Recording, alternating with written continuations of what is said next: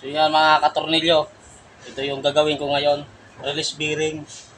So papalitan ko ng bago na to mga katornilyo. Kasi maingay na mga katornilyo, garalgal. So ito yung nakakabit dun sa fork ng transmission. Ito yung tumutulak sa pressure plate para may cambio. So mga katornilyo, dito nakalapat, ito lumalapat sa pressure plate para pag-apak ng clutch pedal, itutulak niya yung pressure plate para magtulakan sila ng clutch lining para may cambio. So garalgal na mga katornilyo, maingay na. So papalitan ko na to mga katornilyo, papalitan ko na to, maingay. So meron na akong pamalit dyan.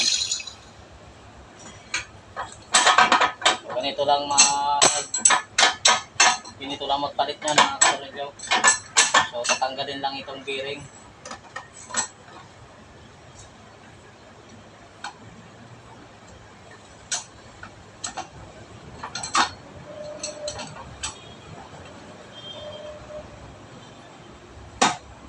So inipit mo na sa gato, tapos pupulsulin para lumabas.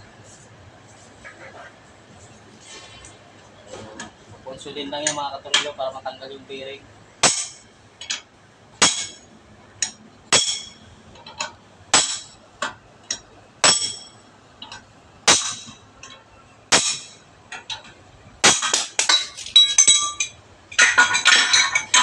So tanggal na mga katornilyo. So ito yung papalitan ko.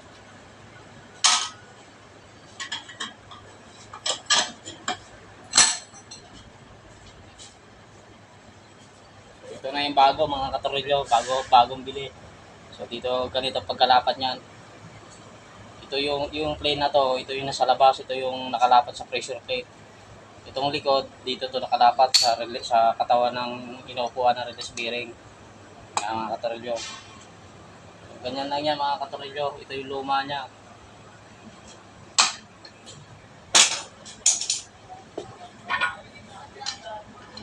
So pupukpukin lang to mga katornilyo, i-press para lumapat.